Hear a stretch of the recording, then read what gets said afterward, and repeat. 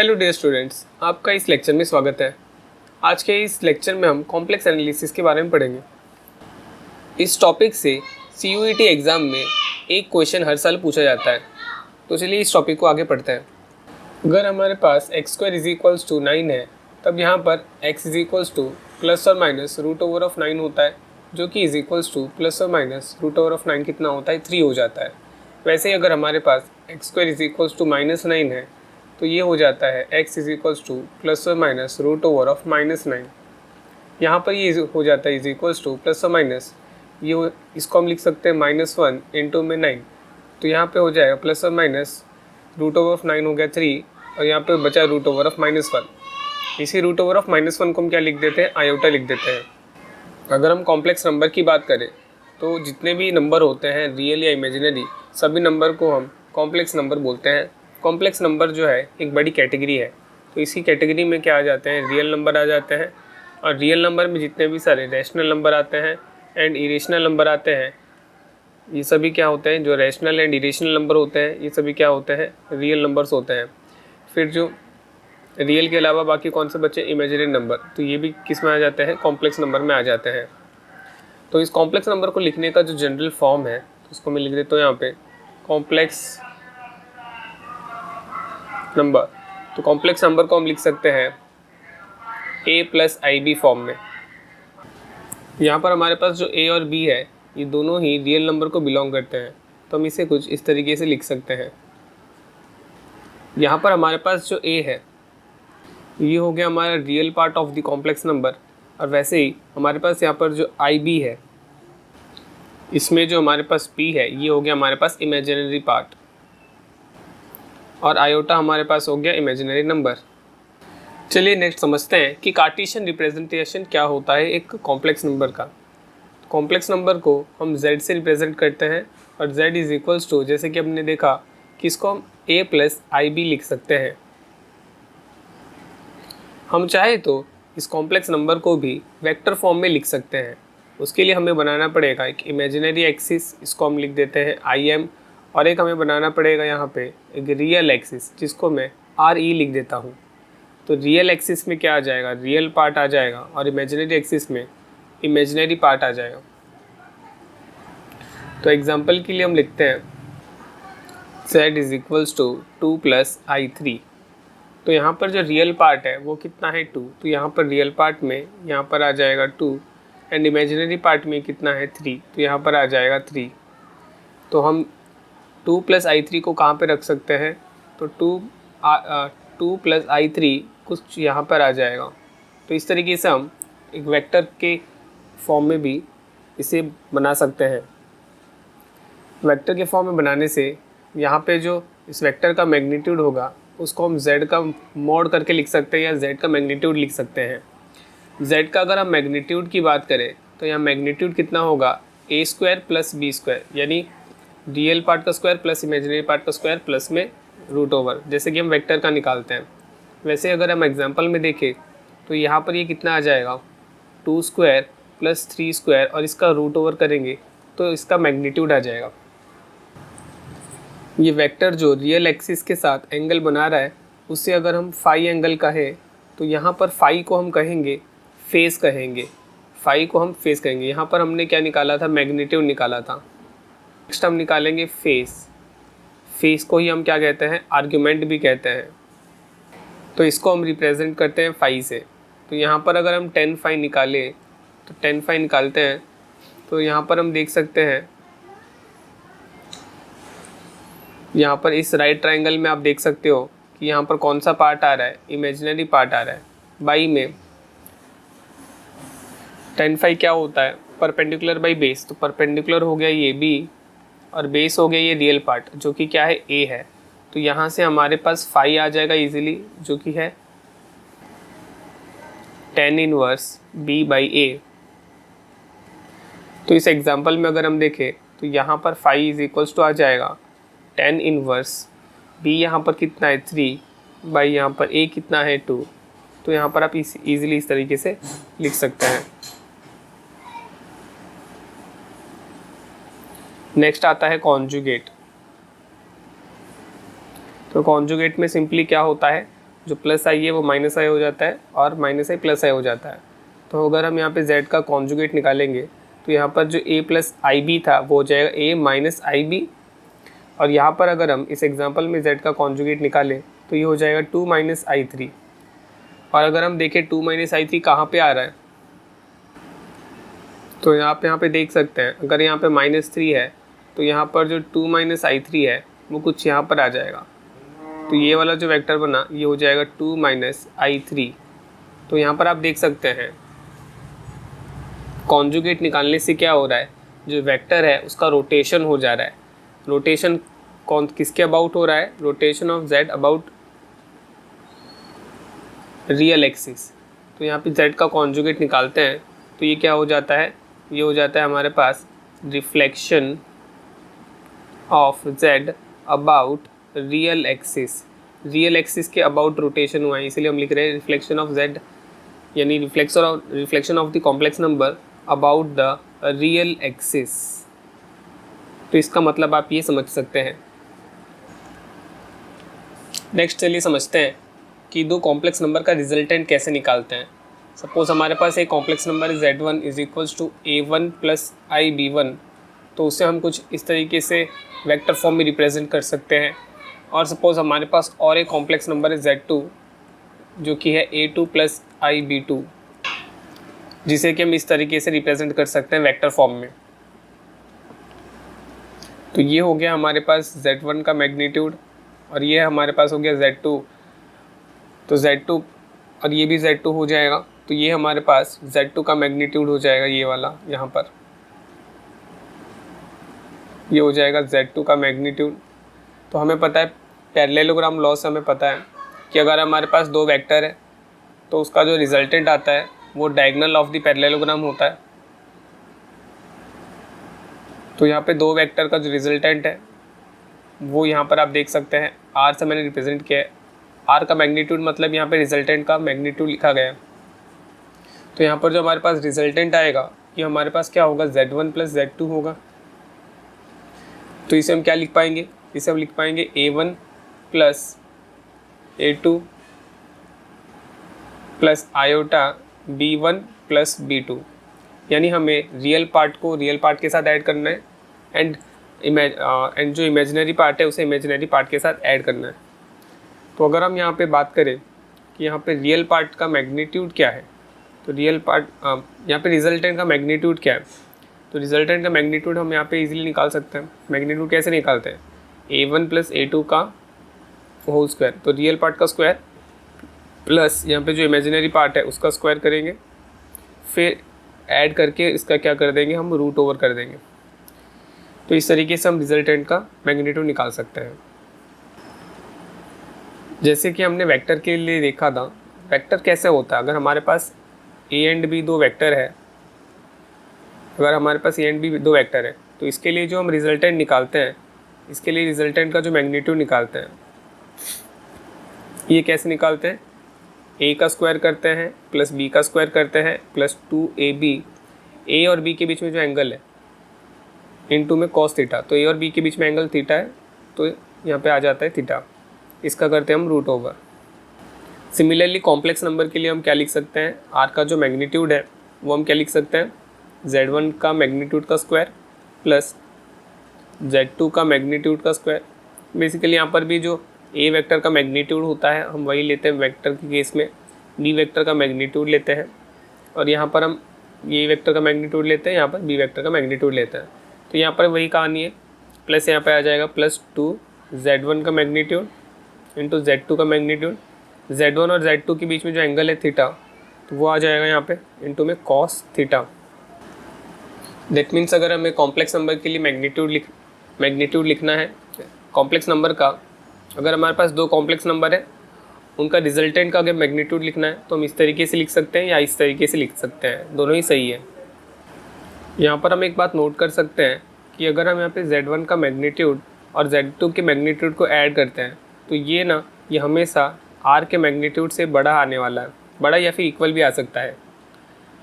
That means हम यहाँ पे लिख सकते हैं z1 का मैग्नीट्यूड प्लस z2 का मैग्नीट्यूड इज ग्रेटर देन और इक्वल टू, यहाँ पर r का मैग्नीट्यूड क्या है, बेसिकली r क्या है, z1 प्लस z2 है, इसका मैग्नीट्यूड हो जाएगा। तो आप इसको इस तरीके से भी लिख सकते हैं।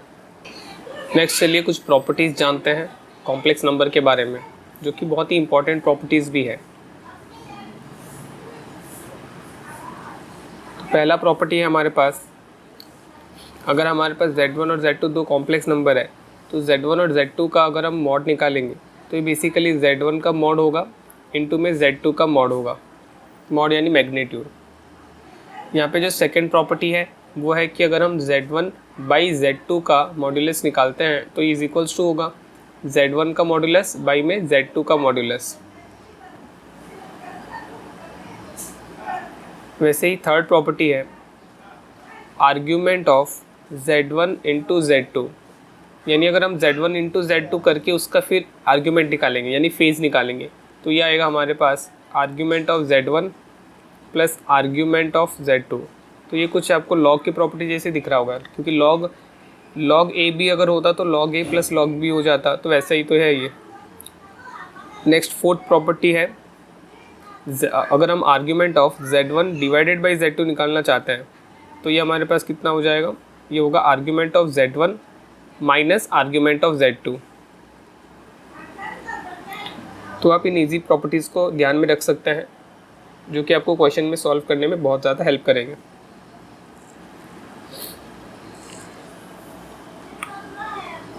तो चलिए इस क्वेश्चन को सॉल्व करने की कोशिश करते हैं। If Z1 and Z2 are two non zero complex numbers, Z1 तो यहाँ पे हमें गिवन है Z1 प्लस Z2 का modulus is equals to Z1 minus Z2 का modulus, then what is the angle between Z1 and Z2। तो यहाँ पर हम Z1 प्लस Z2 का मॉड्यूलस क्या लिख सकते हैं, जैसे कि हमने प्रीवियस देखा, आगे क्या देखा था कि यहाँ पे हम रिजल्टेंट का मैग्नीट्यूड कैसे लिखते हैं, Z1 का मैग्नीट्यूड का स्क्वायर प्लस Z2 के मैग्नीट्यूड का स्क्वायर प्लस यहाँ पे हम लिखते हैं 2Z1 इसका मैग्नीट्यूड इंटू में Z2 इंटू में इनके बीच में एंगल हमें क्या बोला है, एंगल हमें फाइंड करना है तो उसे हम थीटा ले लेते हैं, यहाँ पर हम एंगल को थीटा ले लेते हैं। ठीक है, फिर इसका हमें क्या करना होता है, स्क्वायर रूट करना होता है। तो ये तो हो गया LHS is equals to RHS में क्या आएगा, इसमें भी स्क्वायर रूट लग जाएगा। यहाँ पर भी हमारे पास क्या है, Z1 का स्क्वायर प्लस यहाँ पे Z2 का स्क्वायर प्लस यहाँ पे क्या आ जाएगा, माइनस आ जाएगा क्योंकि यहाँ पे बीच में माइनस है, minus 2Z1 Z2 cos theta आ जाएगा। यहाँ पे बोथ साइड स्क्वायरिंग करेंगे तो स्क्वायर रूट हट जाएगा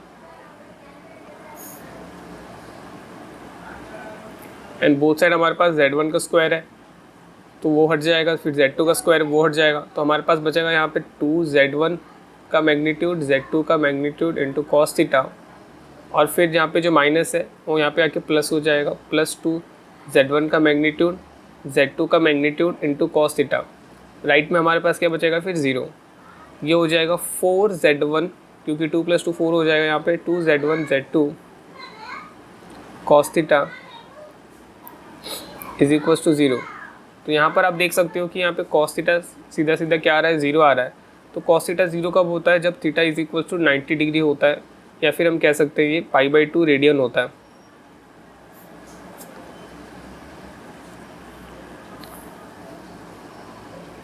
तो ये सिंपल क्वेश्चन आपको समझ में आ गया होगा। चलिए नेक्स्ट क्वेश्चन की ओर बढ़ते हैं।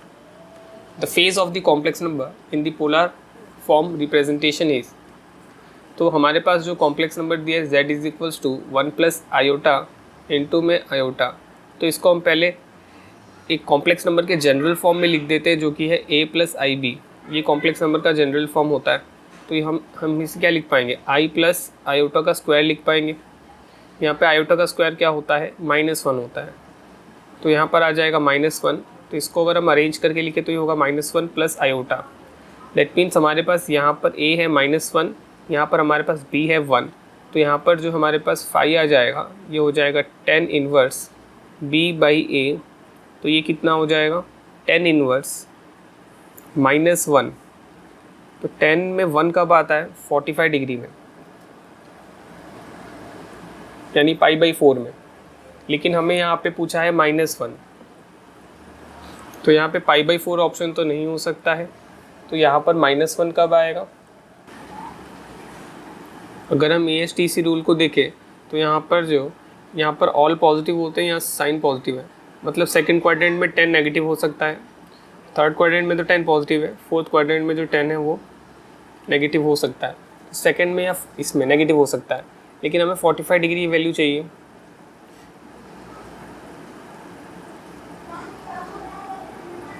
टेन 45 में 1 आता है, वैसे ही 10 कितने में 1 आना चाहिए? अगर हम 10 45 डिग्री कितना होता है? 1 होता है। वैसे अगर हम 10 यहाँ पर अगर हम 10 180 माइनस 135 करेंगे तो भी ये 45 आ रहा है, ये 1 है। 10 180 माइनस समथिंग क्या होता है? उतना ही होता है, यानी 10 180 माइनस समथिंग करते हैं तो वो समथिंग ये आ जाता है यहाँ पर।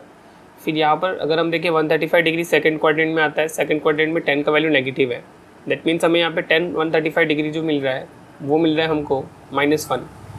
तो यहाँ पे 135 डिग्री को अगर हम चेंज करेंगे रेडियन में तो हमें ये कितना मिल जाएगा? ये मिल जाएगा 3π/4 रेडियन। नेक्स्ट क्वेश्चन है CUET 2024 का। यहाँ पर हमें आर्ग्यूमेंट इसका पूछा हुआ है, तो यहाँ पर अगर हम निकालें tan phi = d/a, तो यहाँ पे आएगा -1/-1। तो ये तो बहुत इजीली हो जाएगा, जैसे प्रीवियस क्वेश्चन में हमने देखा, ये हो जाएगा हमारे पास tan इनवर्स 1। 10 में 1 कब आता है? 45 डिग्री में, यानी 45 डिग्री कितना रेडियन होता है? π/4 रेडियंस होता है। यहाँ पर ऑप्शन में हमें π/4 तो नहीं दिया है, लेकिन हमें देखना पड़ेगा कि यहाँ पे 10 में 1 कब आता है। तो 10 में 1 तो फिर से नहीं आता है। 10 में जब हम 135 डिग्री लेते हैं तब उस केस में क्या आता है? हमारे पास -1 आता है। दैट मीन्स अगर हम -10 135 डिग्री लिख दें तो ये हमारे पास क्या आ जाएगा? +1 आ जाएगा। तो +1 के लिए हमें यहाँ पे -10 135 डिग्री लिखना पड़ेगा। दैट मीन्स हम यहाँ पे फाई को क्या लिख सकते हैं? tan इनवर्स 1, इसको हम क्या लिख सकते हैं? -3π/4 लिख सकते हैं, क्योंकि यहाँ पे 135 डिग्री मतलब हमने देखा था जब हमारे पास यहाँ पे tan इनवर्स 1 था तो यहाँ पे 3π/4 आ रहा था, लेकिन हमारे पास यहाँ पे tan इनवर्स 1, यहाँ पे tan इनवर्स 1 हमें दिया है। तो tan इनवर्स 1 मतलब ये कितने एंगल में होता है? ये 3π/4 रेडियन में होता है, लेकिन क्योंकि यहाँ पे +1 लिखा है तो हमें यहाँ पे एक माइनस साइन लगाना पड़ेगा। नेक्स्ट क्वेश्चन है, let a complex number be z, what will be the increment in its argument if it is multiplied with 1 + i। तो हमारे पास एक कॉम्प्लेक्स नंबर z है और इसको किससे मल्टीप्लाई किया गया है? इससे मल्टीप्लाई किया गया है 1 + i से। तो ये हो जाएगा हमारे पास। तो हमें बोला है कि अगर हम इसे z को 1 + i से मल्टीप्लाई करेंगे तो इंक्रीमेंट इन आर्ग्यूमेंट क्या होगा? तो इसका अगर हम आर्ग्यूमेंट निकालें इस पूरे का, तो इस पूरे का जो आर्ग्यूमेंट होगा वो क्या होगा? आर्ग्यूमेंट ऑफ हम मान लेते हैं, इसको हम मान लेते हैं x। तो आर्ग्यूमेंट ऑफ x यहाँ पर क्या होगा? Argument of z plus argument of 1 + i, क्योंकि यहाँ पे दो नंबर जो है मल्टीप्लाई होकर है। तो बेसिकली हमें बोला है कि आर्ग्यूमेंट में कितना ऐड होगा। तो यहाँ पर हम देख सकते हैं कि z के आर्ग्यूमेंट में कितना ऐड हो रहा है? Argument of 1 + i। तो बेसिकली ये क्या है? आर्ग्यूमेंट ऑफ 1 + i मतलब ये हमारे पास आ रहा है tan इनवर्स 1/1, जो कि हम जानते ही होता है 45 डिग्री, यानी π/4 होता है।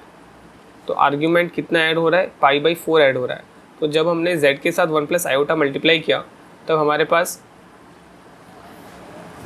z आर्ग्यूमेंट ऑफ z में कितना और आर्ग्यूमेंट ऐड हो रहा है? π/4 ऐड हो रहा है। तो आप देख सकते हैं, आप इसको इजीली इस तरीके से सॉल्व कर सकते हैं।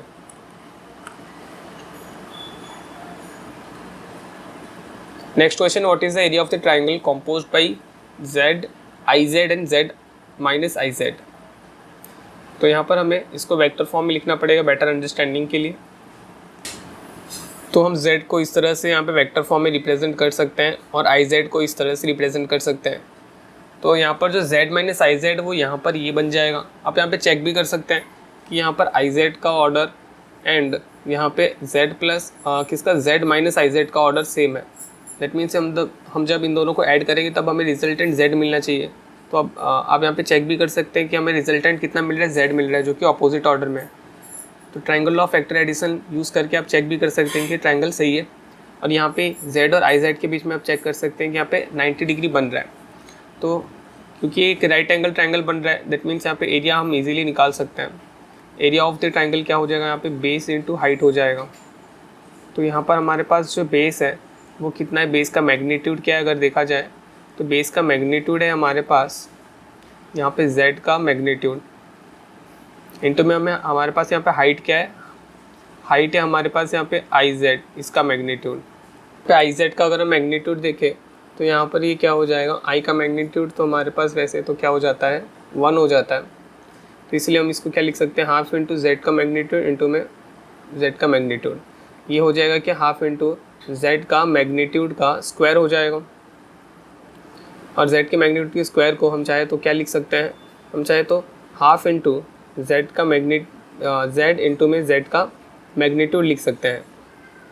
यहाँ पर आप चेक भी कर सकते हैं, अगर हम z इंटू z का मैग्नीट्यूड करते हैं तो z अगर हमारे पास a प्लस आई बी होता है तो z का कॉन्जुगेट क्या होता है, यहाँ पे z का कॉन्जुगेट है तो ये हो जाएगा a माइनस आई बी, ये इज इक्वल्स टू क्या हो जाएगा, यहाँ पर आप देख सकते हैं a plus i b into a minus i b, तो ये हो जाएगा a square minus i b का स्क्वायर करेंगे तो ये हो जाएगा प्लस बी स्क्वायर। और यहाँ पर अगर हम देखें तो बेसिकली ए स्क्वायर प्लस बी स्क्वायर क्या होता है, z का मैग्नीट्यूड होता है और यहाँ पर रूट ओवर नहीं है, दैट मीन्स यहाँ पे z का मैग्नीट्यूड का स्क्वायर आ गया। दैट मीन्स अगर हमारे पास z का मैग्नीट्यूड का स्क्वायर लिखा है तो उससे हम z इंटू z का कॉन्जुगेट समझ सकते हैं। चलिए नेक्स्ट समझते हैं कि जो हमारे पास कॉम्प्लेक्स नंबर है उसका पोलर एंड एक्सपोनेंशियल फॉर्म कैसा होता है। तो हमारे पास यहाँ पे जो कॉम्प्लेक्स नंबर होता है उसका जनरल फॉर्म होता है a प्लस आई बी, तो इसको हम चाहे तो क्या लिख सकते हैं, हमने जैसे कि वेक्टर में भी देखा था, इसे हम लिख सकते हैं z का मैग्नीट्यूड इंटू में cos फाई प्लस इसे हम लिख सकते हैं आयोटा इंटू में b को हम लिख सकते हैं z का मैग्नीट्यूड इंटू में साइन फाई लिख सकते हैं। यहाँ पर आप देख सकते हैं कि z का मैग्नीट्यूड कॉमन आ रहा है, यहाँ पे हमारे पास बच रहा है cos phi plus iota sine phi. यहाँ पर हम देख सकते हैं हमारे पास जो z का मैग्नीट्यूड है ये हमें कॉम्प्लेक्स नंबर z का मैग्नीट्यूड दे रहा है, एंड यहाँ पर जो cos phi plus iota sine phi है ये पूरा हमें यूनिट वेक्टर दे रहा है। और यूनिट वेक्टर का काम क्या होता है, डायरेक्शन रिप्रेजेंट करना। यूनिट वेक्टर हमें डायरेक्शन बताता है बेसिकली। और यहाँ पर हमने जो z का वैल्यू लिखा यहाँ पर यही होगा हमारा पोलर फॉर्म। यूलर्स फार्मूले से हम लिख सकते हैं यहाँ पर e का पावर जो आयोटा फाई होता है यही होता है basically cos phi plus iota sine phi.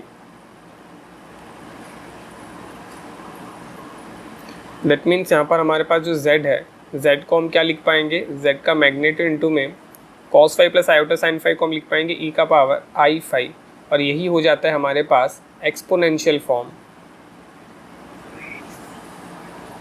अब चलिए समझते हैं कि 1 को, आयोटा को, -1 को और माइनस आयोटा को एक्सपोनेंशियल फॉर्म में कैसे लिखेंगे और जनरल फॉर्म में कैसे लिखेंगे।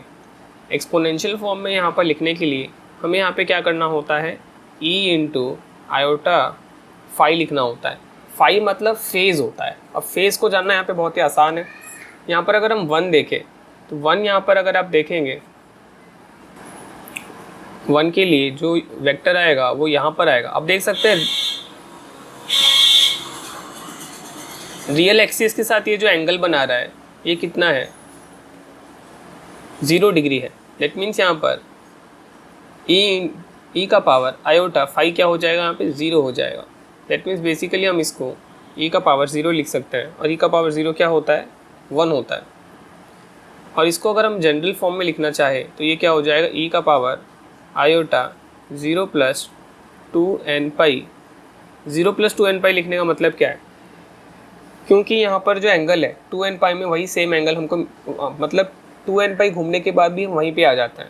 अगर हमारे पास ये जो वेक्टर है अगर हम 2n पाई घूम के आए यानी 2 पाई घूम के आए या 4 पाई घूम के आए तो इससे क्या होगा, वो जो वेक्टर जहाँ पे था वहीं पर ही रहेगा। क्योंकि 2 पाई घूम के आ रहे हैं मतलब ये 360 रोटेशन हो रहा है, मतलब वो जिस पोजीशन में पहले था उसी पोजीशन में वापस आ जाएगा। यानी वो जितना एंगल पहले बना रहा था रियल एक्सिस के साथ अभी भी उतना ही वो एंगल बनाएगा, वो जो वेक्टर है हमारे पास। उसी तरीके से हमारे पास जो आयोटा है, आयोटा कितना एंगल बना रहा है अगर हम देखें ध्यान से तो आयोटा बना रहा है यहाँ पे 90 डिग्री एंगल। तो उस हिसाब से यहाँ पे e का पावर आई फाई क्या हो जाएगा हमारे पास, पाई बाई 2। और इसे हम जनरल फॉर्म में क्या लिख सकते हैं, अगर हम π/2 पे है और अगर हम फिर से उसी प्लेस में आना चाहते हैं तो 2n π हम अगर ऐड कर देंगे तो भी इससे कुछ फ़र्क नहीं पड़ने वाला है। इसी तरीके से अगर आप देखें -1 जो है यहाँ पर -1 आएगा, -1 जो है रियल एक्सिस के साथ 180 डिग्री एंगल बना रहा है। 180 डिग्री एंगल कितना होता है, 180 डिग्री मतलब पाई एंगल होता है, पाई 180 डिग्री मतलब पाई रेडियन होता है। और इसी को जनरल फॉर्म में लिखना चाहे तो e का पावर ये हो जाएगा आयोटा पाई प्लस 2n π। फिर अगर हम माइनस आयोटा को देखें तो ये एंगल अगर हम इस तरीके से देखते हैं, हमने अभी तक जितना एंगल देखा है सभी एंटी क्लॉकवाइज डायरेक्शन में देखा है रियल एक्सिस से। अभी अगर हम माइनस आयोटा को देखें क्लॉकवाइज डायरेक्शन में अगर हम देखें तभी रियल एक्सिस के साथ 90 डिग्री बना रहा है, लेकिन क्योंकि 90 डिग्री हमने कहाँ से देखा, क्लॉकवाइज देखा, तभी इस एंगल को हम नेगेटिव लिख सकते हैं। तो इसे हम लिख सकते हैं का पावर आयोटा माइनस में π/2, और यहाँ पर अगर हम जनरल फॉर्म लिखना चाहें तो ये हो जाएगा e का पावर i माइनस π/2 प्लस में 2n π। अगर हम एंटी क्लॉकवाइज डायरेक्शन में देखना चाहते हैं तो एंटी क्लॉकवाइज डायरेक्शन में देखा जाए तो ये कितना एंगल बनाएगा, माइनस आयोटा, ये बनाएगा 3π/2 एंगल। तो यहाँ पर आप चाहो तो 3π/2 भी लिख सकते हो। यहाँ पर अगर आप देखेंगे यहाँ पर मैंने जो n लिखा है, n अगर 1 हो जाएगा ये 2π हो जाएगा, n 2 होने से ये 4π हो जाएगा अकॉर्डिंगली। तो यहाँ पर n जो है ये 0 भी हो सकता है, +1 हो सकता है या -1, +2 या -2 हो सकता है, एंड सो ऑन। एक और चीज़ अगर हम फाई का बात करें तो फाई किसको बिलोंग करेगा, फाई बिलोंग करेगा π/2 -π। यहाँ पर ये जो पाई है इंक्लूडेड है, ये -π है नॉन इंक्लूडेड है। तो उसके अकॉर्डिंग अगर आप देखें कि माइनस आयोटा कितना एंगल बना है, 3π/2 लेंगे तो 3π/2 जो है इस रेंज में नहीं आ रहा है, तो इस रेंज में क्या आ रहा है, इस रेंज में -π/2 जो है वो आ जा रहा है। तो इसलिए हम यहाँ पर माइनस आयोटा कितना फेस बना रहा है यानी कितना एंगल बना लिखना है, -π/2 है लिख सकते हैं। तो यहाँ पर मैंने जो लिखा है फाई बिलोंग्स टू π/2 -π, ये एक्चुअली क्या है, ये है हमारे पास प्रिंसिपल वैल्यू आर्ग्यूमेंट। इसको हम लिख सकते हैं principal value argument, principal value of argument. जैसे कि अभी हमने देखा कि e का पावर आयोटा फाई ये हमारे पास क्या होता है, यूलर्स आइडेंटिटी से यूलर के फॉर्मूला से क्या होता है, ये होता है cos phi plus iota sine phi.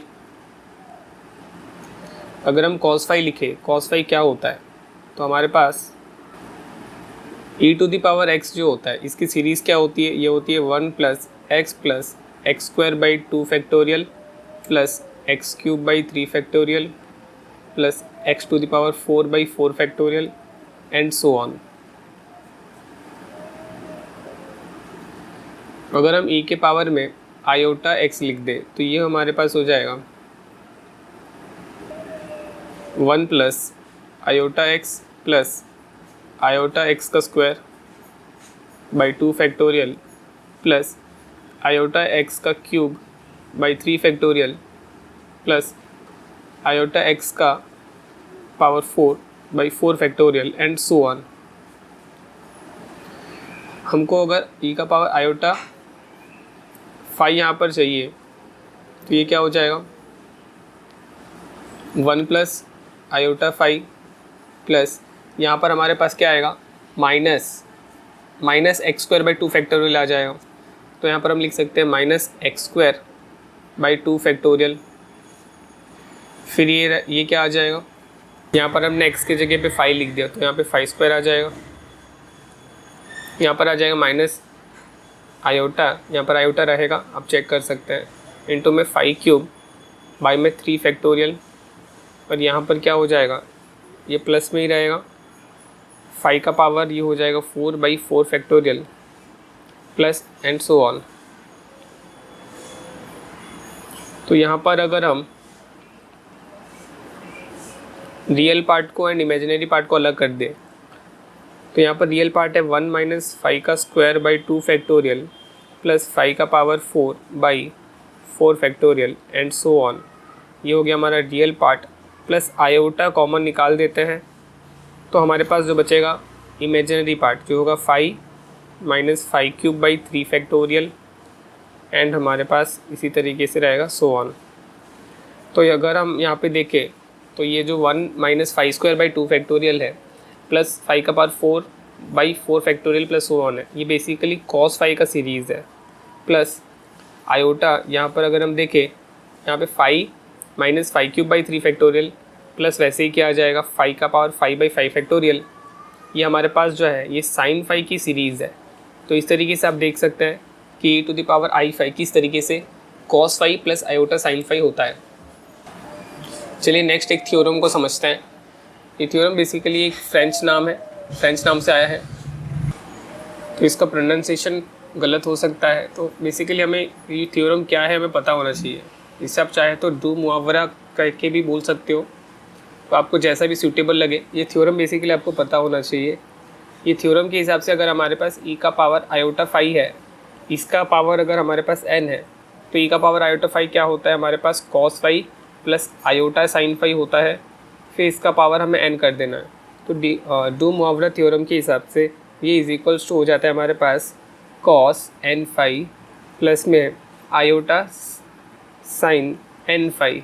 तो बेसिकली यहाँ पे क्या हुआ, यहाँ पे e का पावर में आयोटा n⁵ हो गया। तो यहाँ पर आप देख सकते हैं यहाँ पर n⁵ हो गया तो यहाँ पर भी n⁵ हो गया। तो आयोटा के साथ जो भी है वो यहाँ पर आ चुका है। चलिए कुछ स्पेशल नोट्स के बारे में बात करते हैं। अगर हमारे पास Z1 है तो Z1 को हम क्या लिख सकते हैं, Z1 का मैग्नीट्यूड इनटू में e⁻i⁵ तो ये बेसिकली एक्सपोनेंशियल फॉर्म है। और अगर हमारे पास Z2 दूसरा एक कॉम्प्लेक्स नंबर है तो इसे हम लिख सकते हैं Z2 का मैग्नीट्यूड इनटू में e⁻i⁵ लिख सकते हैं। अगर हम यहाँ पे Z1 इंटू में Z2 निकालना चाहे तो यहाँ पे Z1 का मैग्नीट्यूड इंटू में Z2 का मैग्नीट्यूड हो जाएगा, और यहाँ पे e⁻i⁵ प्लस यहाँ पे देख सकते हैं वो अब e⁻i⁵ हो जाएगा। तो बेसिकली यहाँ पर क्या हुआ है, ये Z1 का मैग्नीट्यूड इंटू Z2 का मैग्नीट्यूड जो है मल्टीप्लाई हो रहे हैं, और यहाँ पे आयोटा कॉमन आके यहाँ पर आप देख सकते हो कि जो एंगल है, जो आर्ग्यूमेंट है या फिर जो फेज़ है, वो दोनों क्या हो रहे हैं, फेज़ ऐड हो रहे हैं। तो यहाँ पर हम लिख सकते हैं magnitudes multiply and arguments add up. उसी तरह से अगर हम Z1 डिवाइड बाई Z2 करते हैं तो हमारे पास क्या आ जाएगा, Z1 का मैग्नीट्यूड इंटू में e⁻i⁵ आएगा, यहाँ पे नीचे आ जाएगा Z2 का मैग्नीट्यूड इंटू में e⁻i⁵ इज इक्वल्स टू ये हो जाएगा Z1 का मैग्नीट्यूड बाई Z2 का मैग्नीट्यूड, यहाँ पे हो जाएगा e⁻i⁵ माइनस i⁵ तो बेसिकली क्या हो रहा है यहाँ पे Z1 बाई Z2 जो मैग्नीट्यूड वो डिवाइड हो रहा है, यहाँ पे e⁻i⁵ माइनस ⁵ आर्ग्यूमेंट्स क्या हो रहे हैं, सब्ट्रैक्ट हो रहे हैं। तो यहाँ पर हम लिख सकते हैं magnitudes divide and argument subtract. चलिए नेक्स्ट क्वेश्चन को आप वीडियो पॉज करके सॉल्व करें, उसके बाद आप सॉल्यूशन देखें। तो यहाँ पर हमको दिया हुआ है एंगल ऑफ 120 डिग्री, यानी फाई हमें दिया है यहाँ पे 120 डिग्री, और यहाँ पे हमें मैग्नीट्यूड दिया है z, अगर हम कॉम्प्लेक्स नंबर लेते हैं उसका मैग्नीट्यूड हमें दिया है 10। तो यहाँ पर हम z कॉम्प्लेक्स नंबर को क्या लिख सकते हैं, z का मैग्नीट्यूड इंटू में e⁻i⁵ तो ये हो जाता है बेसिकली हमारे पास z का मैग्नीट्यूड 10 है, e⁻i⁵ हमारे पास बेसिकली यहाँ पे क्या हो जाएगा e⁻i⁵, और हमारे पास यहाँ पे 120 डिग्री कितना होता है, तो 120 डिग्री को अगर हम रेडियन में चेंज करना चाहें तो ये हो जाएगा π/180।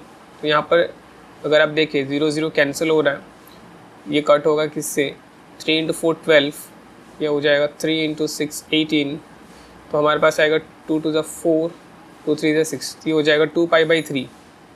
तो यहाँ पर आ जाएगा हमारे पास 2π/3 रेडियन। तो ये हमारे पास कौन सा फॉर्म हो गया, ये हमारे पास हो गया एक्सपोनेंशियल फॉर्म। इसको मैं अगर लिखूँ इज इक्वल्स टू 10, इसको मैं लिख सकता हूँ cos आयोटा cos 120 डिग्री लिख सकते हैं, या फिर 2π/3 भी लिख सकते हैं, प्लस आयोटा साइन 120 डिग्री, या फिर क्या लिख सकते हैं 2π/3 भी लिख सकते हैं। तो बेसिकली ये हमारे पास हो जाता है पोलर फॉर्म। cos 120 डिग्री का वैल्यू अगर हम पुट करें तो ये हमारे पास होता है -1/2 आयोटा। यहाँ पर sin 120 डिग्री का वैल्यू पुट करें तो ये हो जाता है √3/2। तो अगर आप इन वैल्यूज़ को याद रख लेंगे तो भी अच्छा है, बिकॉज ये वैल्यूज़ बहुत बार यूज़ होती है। फिर अगर हम इसको सिंप्लीफाई करें तो हमारे पास यहाँ पे मिलता है -5 प्लस आयोटा 5√3। तो बेसिकली हमारे पास ये जो आया ये हो गया हमारे पास कार्टेशियन फॉर्म। तो आप इस तरीके से अलग अलग फॉर्म में कॉम्प्लेक्स नंबर को रिप्रेजेंट कर सकते हैं। नेक्स्ट क्वेश्चन है आयोटा का पावर आयोटा, इसे हमें सिंप्लीफाई करना है। तो यहाँ पर हम क्या कर सकते हैं, let x is equals to iota का पावर आयोटा। तो यहाँ पर हम क्या करेंगे नेक्स्ट स्टेप में, बोथ साइड में हम लॉग ले लेते हैं। तो यहाँ पर log base e x is equals to log base e i का पावर आई हो जाएगा। लॉग बेस ई को हम लन भी लिख सकते हैं, बेसिकली इसको हम लन x इज इक्वल्स टू लन ई का पावर आई भी लिख सकते हैं। लेफ़्ट साइड में सॉल्व करने लायक तो ज़्यादा कुछ है नहीं, लेकिन यहाँ पर हम लॉग का प्रॉपर्टी लगा सकते हैं। यहाँ पर जो पावर है, पावर साइड में मल्टीप्लाई हो जाएगा। फिर उसके बाद हम यहाँ पे क्या कर सकते हैं, जो लर्न आई है इसमें हम आई को क्या लिख सकते हैं, ई का पावर आयोटा। आई कितना एंगल बना रहा था अगर आप याद करेंगे तो ये π/2 एंगल बना रहा था। तो यहाँ पर आ जाएगा π/2। यहाँ पे लर्न और ई कैंसिल हो जाएगा। यहाँ पर बचेगा आई इंटू आई के साथ क्या मल्टीप्लाइड है π/2। तो यहाँ पर आ जाएगा आई² मतलब -1 और -1 मल्टीप्लाई होगा पाई के साथ तो आएगा यहाँ पे -π/2। तो यहाँ पर क्या आ रहा है, ln x is equals to -π/2। तो हमें तो यहाँ पे x चाहिए तो हम एंटी लॉग ले लेंगे यहाँ से। तो हमारे पास आ जाएगा यहाँ पे, अगर हम एंटी लॉग लेंगे तो e का पावर लर्न x, तो हमारे पास यहाँ पे सिर्फ बचेगा x और यहाँ पे e के पावर में ये आ जाएगा, यानी e का पावर में आएगा -π/2। तो आप इस तरीके से सिंप्लीफाई कर सकते हैं आंसर को। नेक्स्ट चलिए क्यूब रूट ऑफ यूनिटी के बारे में जानते हैं। अगर हम x³ इज इक्वल्स टू 1 लिखें तो यहाँ पर x इज इक्वल्स टू हमारे पास आएगा 1 का पावर 1/3, जिसे कि हम 1 बोल सकते हैं हालांकि, लेकिन यहाँ पर हम क्या पढ़ रहे हैं, क्यूब रूट ऑफ यूनिटी। तो यहाँ पे कुछ तो हमें नया पढ़ना पड़ेगा, राइट। तो यहाँ पे x हो जाएगा हमारे पास 1 का पावर 1/3 और 1 को हम क्या लिख सकते हैं, e का पावर आयोटा 0 लिख सकते हैं। और इसको हम चाहे तो 0 + 2n π भी लिख सकते हैं।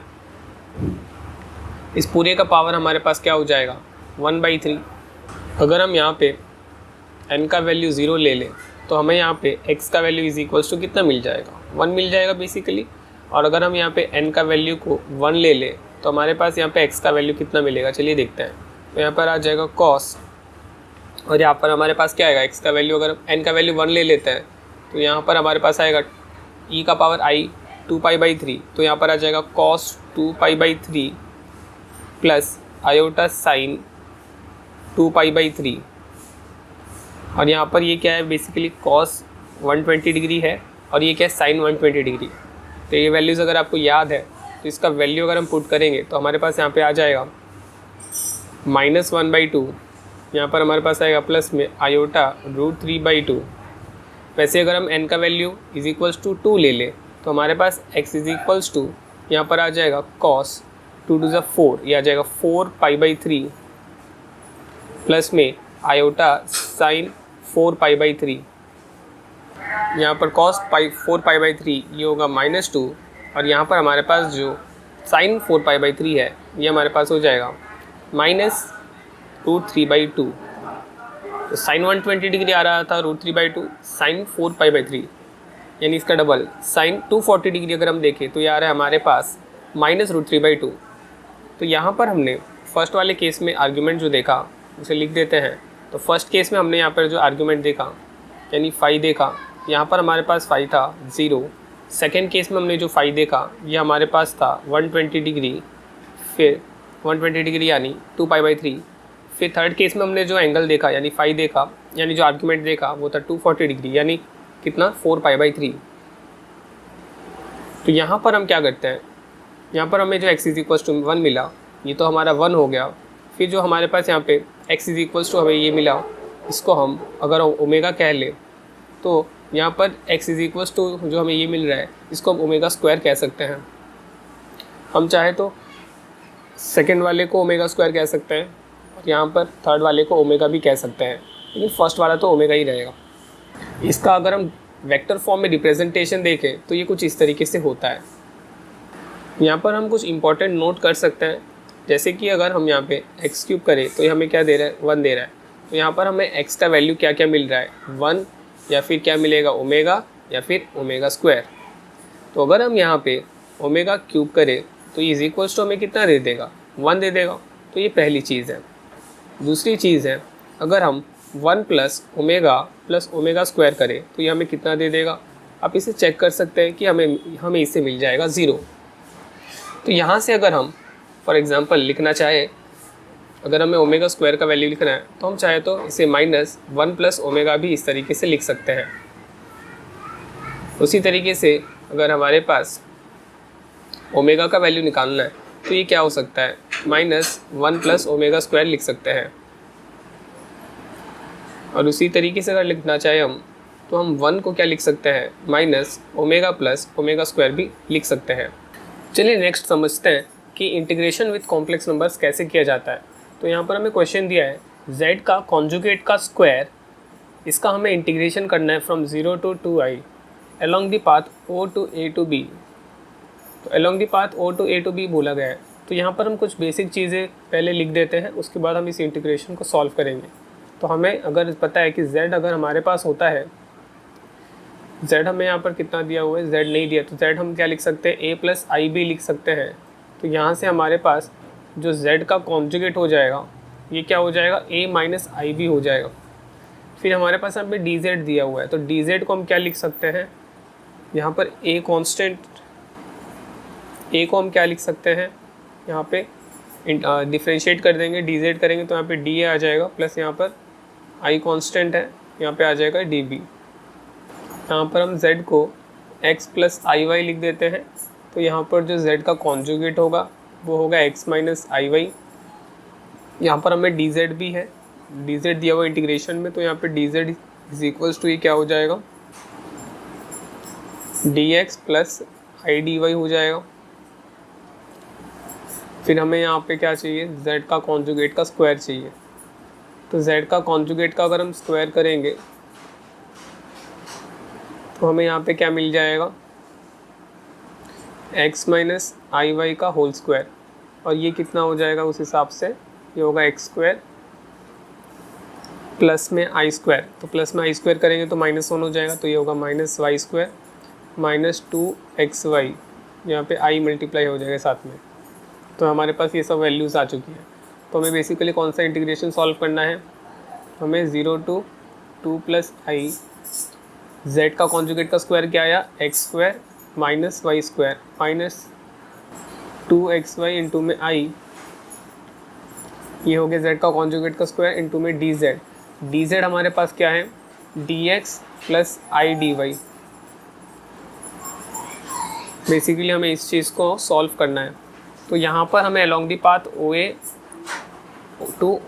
o to a to b हमें फाइंड करना है। तो सबसे पहले हम पाथ o to a तक जाके देखते हैं कि इसका सॉल्यूशन क्या आता है।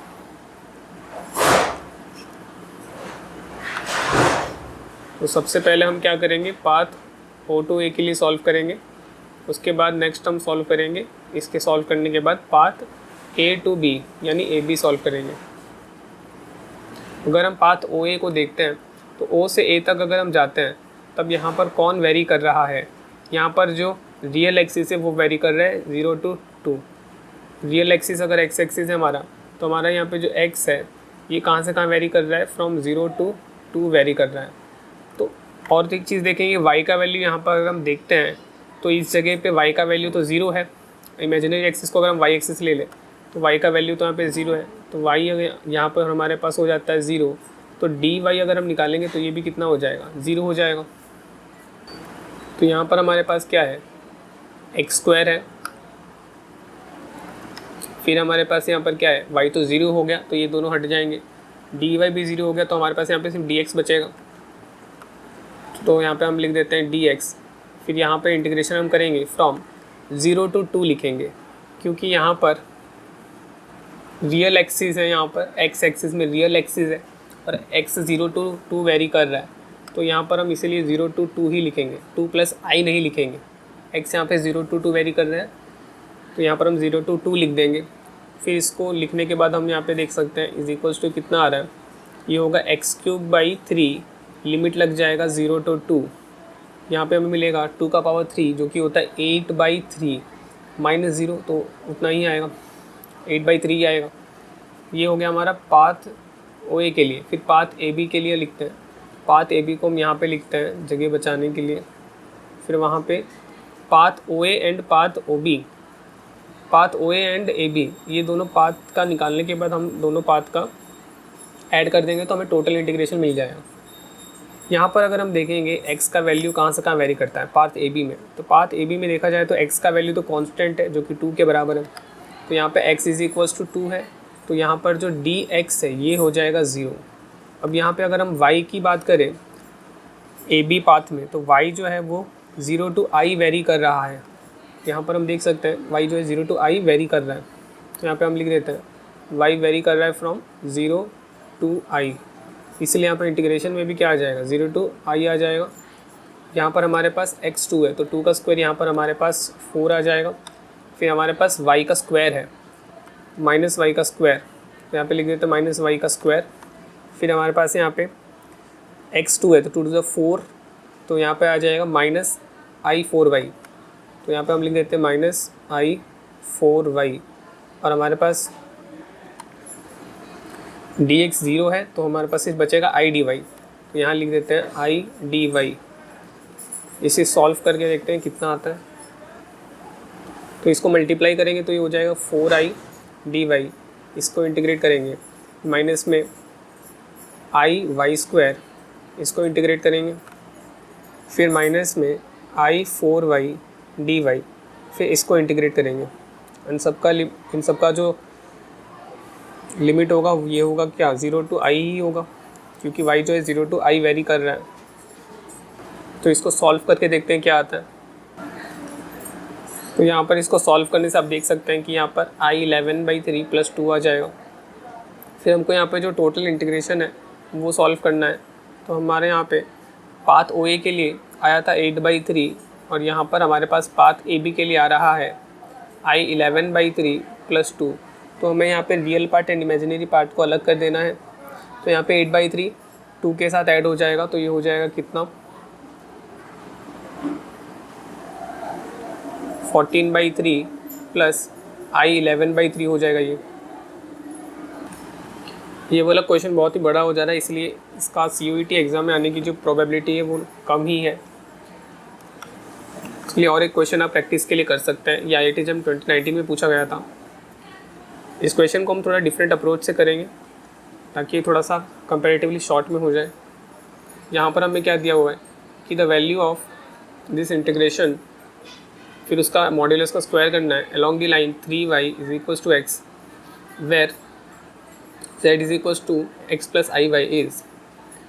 तो हमारे पास यहाँ पर z हमारे पास अगर x + iy है, तो यहाँ पे z का कॉन्जुगेट हमारे पास हो जाएगा x - iy, एंड यहाँ पर z का कॉन्जुगेट का अगर हम स्क्वायर करेंगे तो हमारे पास आ जाएगा यहाँ पे x का स्क्वायर - y का स्क्वायर -2xy इंटू में i आ जाएगा। हमें यहाँ पे गिवन है 3y = x, ये चीज़ हमें दिया हुआ है क्वेश्चन में। तो यहाँ से हम क्या निकाल सकते हैं, यहाँ से हम डिफ्रेंशिएट करेंगे तो यहाँ पे आएगा 3dy = dx। तो हमें जो गिवन दिया है क्वेश्चन में z का कॉन्जुगेट का स्क्वायर, तो z का कॉन्जुगेट का स्क्वायर क्या है यहाँ पे, ये है। तो यहाँ पे x हम क्या लिख सकते हैं 3y लिख सकते हैं यहाँ पे, -y का स्क्वायर -2, यहाँ पे x की जगह क्या लिख सकते हैं 3y लिख सकते हैं इंटू में i। तो ये हो जाएगा हमारे पास 9y², यहाँ पे आ जाएगा फिर -y², यहाँ पे आ जाएगा -6y² i। यहाँ क्वेश्चन में थोड़ा मॉडिफिकेशन करना ज़रूरी है। यहाँ पे अगर हम x - iy लेंगे तो यहाँ पर जो z का कॉन्जुगेट है वो हो जाएगा x + iy। तो ये अगर प्लस है तो i का स्क्वायर + iy का स्क्वायर अगर हम करेंगे यहाँ पर भी थोड़ा चेंजेस होगा। यहाँ पर ये z का कॉन्जुगेट का स्क्वायर नहीं है, z के कॉन्जुगेट का मॉड्यूलस का स्क्वायर है। तो z के कॉन्जुगेट के मॉड्यूलस का अगर हम स्क्वायर करेंगे, यहाँ पर अगर मॉड्यूलस आ जाएगा तो यहाँ पर क्या होगा, मॉड्यूलस आ जाने से यहाँ पर हम जानते हैं x square plus y square आ जाएगा और बाकी सब ये चीज़ नहीं आएंगी। x यहाँ पर हमारे पास 3y है तो यहाँ पर 3y का होल स्क्वायर हो जाएगा प्लस यहाँ पे y स्क्वायर, तो ये हो गया 9y square plus y square, यहाँ पर हमारे पास आ जाएगा 10y स्क्वायर।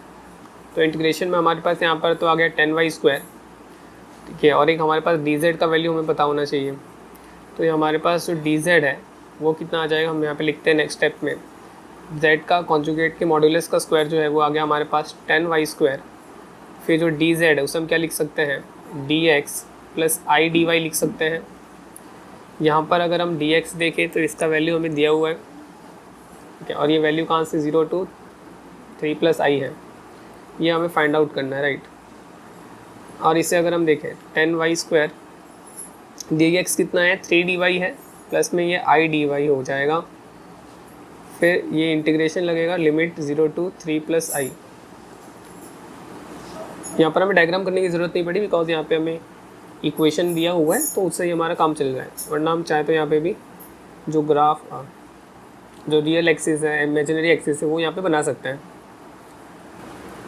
यहाँ पर हम इंटीग्रेशन करते हैं from 0 to 3 plus I 10y square. यहाँ पर 3 प्लस आई जो है बाहर आ जाएगा कॉमन, dy कॉमन आने से। यहाँ पर जो 10 है वो तो कांस्टेंट है तो उसे हम बाहर निकाल सकते हैं, तो ये हमारे पास हो जाएगा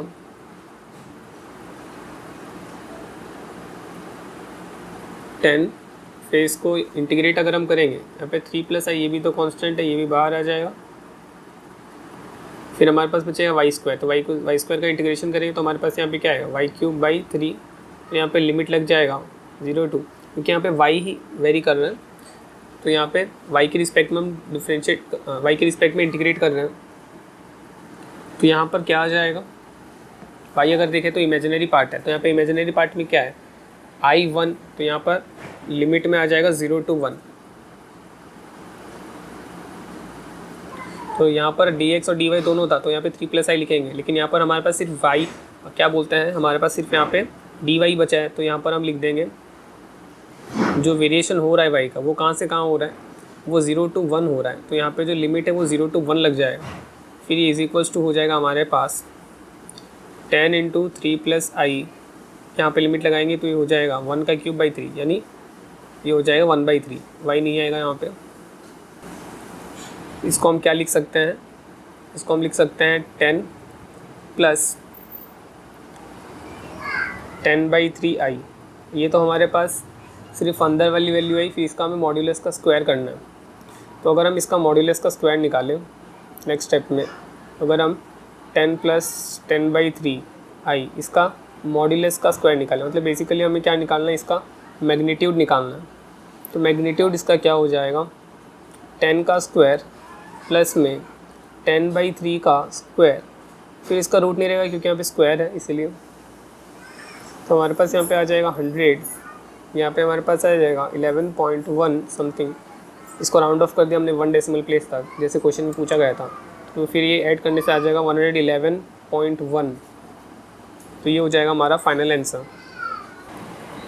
चलिए नेक्स्ट क्वेश्चन को आप वीडियो पॉज करके सॉल्व करें, उसके बाद सॉल्यूशन देखें। यहाँ पर हमें दिया है 1 plus iota by 1 minus iota, इसका पावर हमें दिया है n इज इक्वल्स टू, ये हमें दिया है 1। हमें फाइंड करना है smallest positive value of n। तो यहाँ पर हम क्या कर सकते हैं, यहाँ पर हम 1 प्लस आयोटा में ऊपर और नीचे √2 मल्टीप्लाई कर सकते हैं, जिससे कुछ फ़र्क नहीं पड़ेगा लेकिन हमारा काम आसान हो जाएगा। वैसे यहाँ पे 1 माइनस आयोटा में ऊपर और नीचे √2 मल्टीप्लाई कर देंगे। तो यहाँ पर हम देख सकते हैं कि ये रूट और ये रूट तो कैंसिल हो जाएगा, और यहाँ पर जो n है वो तो n रहने ही वाला है, यहाँ पे 1 आ जाएगा। अगर हम यहाँ पे देखें 1/√2 आ रहा है, प्लस यहाँ पर भी प्लस आयोटा 1/√2 आ रहा है। तो बेसिकली इसको देखा जाए तो ये क्या है, 1/√2 कब आता है, cos 45 डिग्री में और sin 45 डिग्री में, यानी ये कब आता है 45 मतलब कितना π/4। तो बेसिकली ये क्या है, ये e का पावर आयोटा π/4 है, और नीचे क्या है e का पावर आयोटा π/4। लेकिन यहाँ पर क्योंकि माइनस साइन लगा दिया है तो यहाँ पर एक माइनस साइन आ जाएगा। फिर इसके पूरे के पावर में क्या दिया है, n दिया हुआ है, जो कि इज इक्वल्स टू 1 आ जाएगा यहाँ पे। फिर नेक्स्ट स्टेप अगर हम इसका देखें तो यहाँ पे e का पावर आयोटा π/4, यहाँ पे फिर क्या आ जाएगा, आयोटा कॉमन आके ये हो जाएगा प्लस में π/4, इसका पावर हो जाएगा हमारे पास कितना, n इज इक्वल्स टू 1। यहाँ पे π/4 प्लस π/4 अगर हम करेंगे तो 2π/4 आएगा, जो कि होता है π/2। तो यहाँ पे आ गया e का power i π/2 is equals to 1, और ये हो जाएगा इज इक्वल्स टू, बेसिकली अगर हम देखें e का पावर i π/2, तो कॉम्प्लेक्स नंबर ऐसा कौन सा है जिसका एंगल π/2 बन रहा है यहाँ पे। तो यहाँ पे हो जाएगा हमारे पास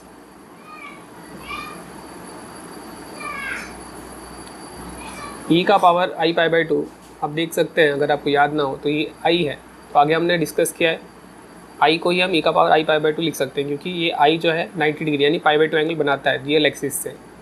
तो यहाँ पर हमारे पास इसका पावर जो है वो n करके दिया हुआ था, तो यहाँ पर अगर हम i का पावर n करें तो 1 आएगा, और smallest positive value of n जो पॉसिबल है यहाँ पे, जिससे कि यहाँ पे +1 आए।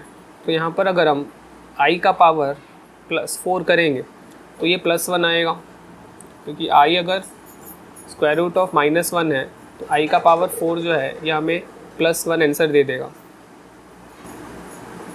तो आप इस चीज़ को याद रख सकते हो। तो आप देख सकते हो यहाँ पे जो smallest possible value of n है वो हमारा हो जाता है आंसर यहाँ पे 4 होता है हमारा करेक्ट आंसर। नेक्स्ट क्वेश्चन है द इक्वेशन हमें एक दिया हुआ है यहाँ पे IIT JEM 2022 का क्वेश्चन में कि ये z का स्क्वायर प्लस z के कॉन्जुगेट का स्क्वायर इज इक्वल्स टू 4 दिया इन दी कॉम्प्लेक्स प्लेन। z का ऊपर bar is complex conjugate of z, ये हमें पता है, ये क्या रिप्रेजेंट करता है हमें बताना है। तो z अगर हमारे पास होता है x प्लस आई वाई, तो z का कॉन्जुगेट हमें क्या दे देगा, ये दे देगा x माइनस आई वाई। तो ये है बेसिकली क्या होगा, z का स्क्वायर होगा हमारे पास x स्क्वायर प्लस आई वाई का स्क्वायर करेंगे तो हमें यहाँ पे मिलेगा माइनस वाई स्क्वायर, यहाँ पे मिलेगा +2xy। वैसे ही z का कॉन्जुगेट का स्क्वायर करेंगे तो यहाँ पर हमारे पास मिल जाएगा प्लस में x स्क्वायर माइनस में वाई स्क्वायर, और यहाँ पर आएगा -2xy i is equals to 4। तो हमारे पास यहाँ पे है 2x स्क्वायर, यहाँ पर हमारे पास है -2y स्क्वायर, यहाँ पे हमारे पास ये तो कट हो गया, तो ये कट हो जाने से हमारे पास यहाँ पे बच रहा है 4। यहाँ पे x square minus y square आ रहा है कितना, 2 कॉमन आएगा तो उधर 2 जाएगा, तो 4/2 2 हो जाता है। अगर आप इसको कंपेयर करेंगे इक्वेशन ऑफ हाइपरबोला से, जो कि होता है x square by a square minus y square by b square is equals to 1, तो इसको हम क्या लिख सकते हैं उस हिसाब से, x square by 2 minus y square by 2 is equals to 1 लिख सकते हैं। तो ये बेसिकली क्या दे रहा है, हमें हाइपरबोला का इक्वेशन दे रहा है। तो आप इस चीज़ को याद रख सकते हैं कि ये क्या है, ये इक्वेशन ऑफ हाइपरबोला है।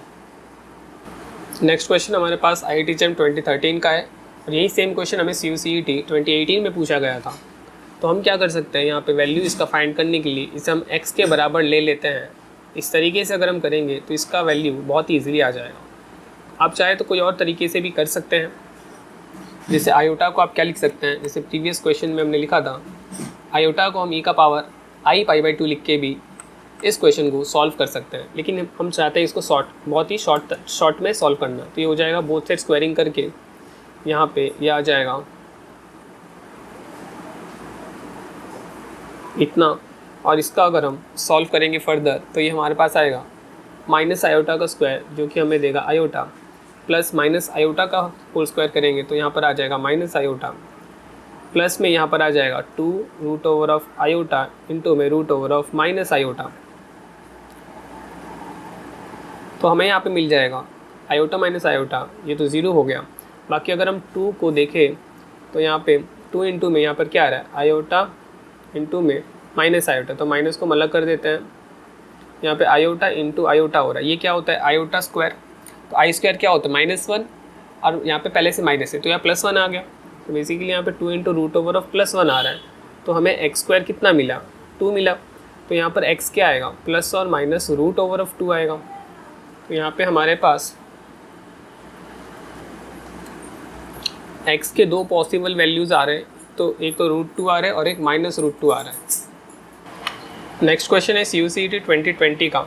यहाँ पर हमें इक्विवेलेंट कॉम्प्लेक्स नंबर हमें फाइंड करना है।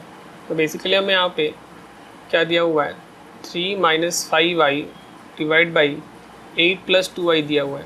तो इस चीज़ को हम क्या लिख सकते हैं, 3 - 5y, जैसे हम रैशनलाइज द डिनोमिनेटर करते हैं ठीक वैसे ही करना है। यानी यहाँ पे 8 + 2y है, तो हम यहाँ पे ऊपर 8 - 2y मल्टीप्लाई करेंगे, और ठीक वैसे ही हम नीचे जो है उसके साथ भी 8 - 2y मल्टीप्लाई करेंगे। इससे क्या होगा, इससे हमें नॉर्मल बस मल्टीप्लाई करना है एंड हमें कॉम्प्लेक्स नंबर का जो जनरल फॉर्म होता है वो हमें मिल जाएगा। तो यहाँ पे 3 × 8 क्या हो गया, 24, 3 × 2 6 हो गया, फिर 5 × 8 40 हो गया यहाँ पे, फिर यहाँ पे प्लस में आ जाएगा 5 × 2 10i², y यहाँ पर आ जाएगा 8 का स्क्वायर 64 माइनस 2 का स्क्वायर 4, यहाँ पे आएगा i², 10i² यहाँ पर हो जाएगा -10। तो 24 - 10 करेंगे तो हमें मिलेगा यहाँ पे 14, और यहाँ पे आएगा -46। यहाँ पे हमारे पास आ जाएगा प्लस में 4, तो 64 + 4 कितना हो जाता है, 68। यहाँ पर एक i भी आ जाएगा, यहाँ पर हमारे पास आ जाएगा 14/68 माइनस 46/68। इसको अगर हम फर्दर सॉल्व करेंगे तो हमारे पास ये आ जाएगा, हमारे पास आंसर आ जाएगा 7/34 माइनस 23i/34। तो आप इस तरीके से सिंप्लीफाई कर सकते हैं इजीली। नेक्स्ट क्वेश्चन है CUET 2022 का। यहाँ पर हमें असर्शन रीजन वाला क्वेश्चन दिया है। तो फर्स्ट असर्शन चेक करते हैं। यहाँ पे हमारे पास असर्शन में दिया हुआ है कि यहाँ पे इसका जो मॉड्यूलस आता है ये 1 आता है। तो हमारे पास यहाँ पे दिया है 1 + 2i डिवाइडेड बाई 1 माइनस इसका होल स्क्वायर। तो ये क्या हो जाएगा हमारे पास 1, ये हो जाएगा -i प्लस i का स्क्वायर करेंगे तो हमारे पास यहाँ पे आ जाएगा -1, फिर आएगा हमारे पास यहाँ पे -2i, एरिया हो जाएगा is equals to 1 + 2i divide by, यहाँ पे 1 और 1 तो कैंसिल हो जा रहा है, तो यहाँ पे हो जाएगा 1 + 2i। तो बेसिकली यहाँ देखा जाए तो ये 1 आ रहा है। 1 का अगर हम मॉड्यूलस निकालेंगे तो क्या आएगा, 1 का मॉड तो 1 ही आने वाला है। तो यहाँ पे फर्स्ट बोला है modulus of the complex number is 1। तो यहाँ पर पहला स्टेटमेंट तो सही बोला गया है, असर्शन यहाँ पे सही है। अब चलिए हम इसका रीज़न देखते हैं। मल्टीप्लिकेशन के बारे में बोला है, तो यहाँ पे आप देख सकते हैं कि यहाँ पे ऐसा चाहे रीज़न सही हो या ना हो, यहाँ पर हमारा जो रीज़न है ये करेक्टली असर्शन को एक्सप्लेन तो कर नहीं रहा है, क्योंकि फर्स्ट में मॉड्यूलस की बात की है, सेकंड में यहाँ पे मल्टीप्लिकेशन की बात की है। तो चलिए पहले देखते हैं रीज़न सही भी है या नहीं है। हमें दिया है रीज़न में यहाँ पे 3 + 4i, इसको हमें मल्टीप्लाई करना है 7 - 3i के साथ। तो मल्टीप्लाई करके देखते हैं क्या आता है।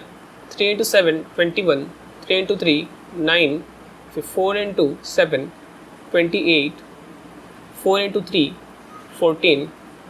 तो ये हमें क्या दे देगा, यहाँ पे i² आ जाएगा, ये हो जाएगा +14। तो 14 + 21 अगर हम करेंगे यहाँ पर आ जाएगा 35, और यहाँ पर अगर हम देखें ये दोनों अगर सॉल्व करें 28 - 9 करें तो हमें यहाँ मिलेगा प्लस में 99। यहाँ पर हमारे पास होगा 12, 4 × 3 12, तो 12 + 21 अगर हम करें तो यहाँ पे 33 आएगा। तो यहाँ पर हम देख सकते हैं रीज़न में जो बोला गया है कि यहाँ पर जो मल्टीप्लाई करने से 33 + 19i आएगा, और यहाँ पर उतना आ भी रहा है। दैट मीन्स यहाँ पे रीज़न सही है, लेकिन यहाँ पे रीज़न जो है ये करेक्टली असर्शन को एक्सप्लेन नहीं कर रहा है। तो उस हिसाब से यहाँ पे ऑप्शन नंबर 2 जो है वो सही आंसर हो जाएगा। नेक्स्ट क्वेश्चन इस CUET 2023 का।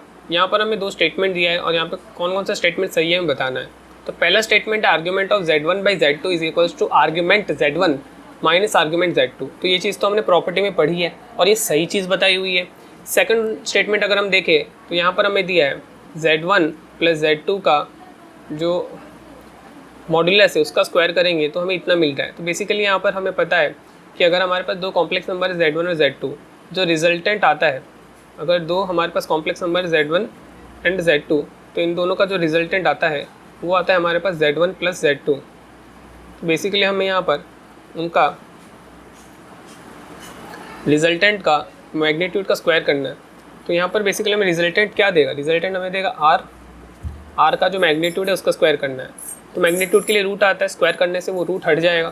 तो यहाँ पे हमें मैग्नीट्यूड कितना मिलेगा, यहाँ पे हमें मिलेगा Z1 का मैग्नीट्यूड का स्क्वायर प्लस यहाँ मिलेगा Z2 का मैग्नीट्यूड का स्क्वायर, फिर प्लस हमें मिलेगा यहाँ पे Z1 का मैग्नीट्यूड इंटू में Z2 का मैग्नीट्यूड इंटू में कॉस थीटा। थीटा होगा यहाँ पे Z1 एंड Z2 के बीच में जो एंगल होगा वो होगा हमारा यहाँ पे थीटा। Z1 अगर हमारे पास ये है और ये Z2 है तो उनके बीच में जो एंगल होगा वो होगा थीटा। तो हमने रिजल्टेंट का दो तरीके से रिजल्टेंट को लिखा था, लेकिन यहाँ पर ये जो दिया हुआ है ये गलत दिया हुआ है, इसलिए ये जो है सेकंड स्टेटमेंट ये गलत हो जाएगा। तो दैट मीन्स हमारे पास जो फर्स्ट स्टेटमेंट है वो सही है एंड जो सेकंड स्टेटमेंट है वो गलत है। तो करेक्ट आंसर हो जाएगा ये आंसर, करेक्ट आंसर हो जाएगा ये वाला ऑप्शन। नेक्स्ट क्वेश्चन एक बहुत ही सिंपल क्वेश्चन है। यहाँ पर हमें IIT JAM 2016 में पूछा गया था कि which of the following points represent the complex number. तो पहले तो हमें इस नंबर को सिंप्लीफाई करना पड़ेगा। तो यहाँ पे जो हमें दिया 1/1 + i, इसको सिंप्लीफाई करने के लिए हम 1 - i और 1 - i ऊपर और नीचे मल्टीप्लाई कर देंगे।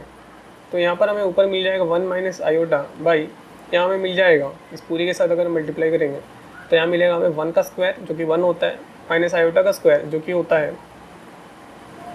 -iota का स्क्वायर होता है -1।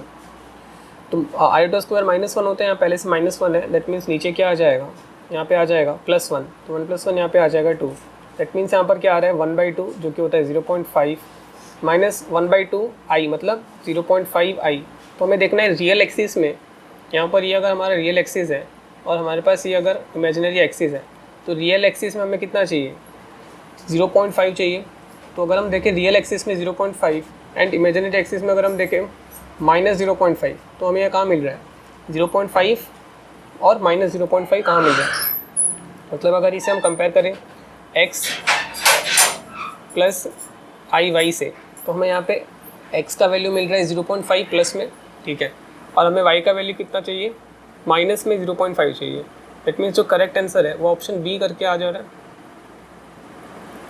ऑप्शन ए में अगर हम देखेंगे तो यहाँ पे 0.5 प्लस 0.5 i है, लेकिन हमें यहाँ पर 0.5 माइनस 0.5 i मिल रहा है, माइनस में मिल रहा है। दैट मीन्स जो सेकंड ऑप्शन है वो करेक्ट आंसर आ रहा है। ऑप्शन ए तो करेक्ट नहीं आ रहा है, ऑप्शन बी जो है वो करेक्ट आ रहा है। तो IIT JAM वाले क्वेश्चन में यहाँ पे 1 - iota दिया होगा, तो उसके अकॉर्डिंग यहाँ पे ऑप्शन ए आ रहा होगा, लेकिन यहाँ पर मैंने क्वेश्चन में क्या लिखा है 1/1 + i लिखा है, तो उसके अकॉर्डिंग जो है ऑप्शन बी ही सही आंसर आ रहा है।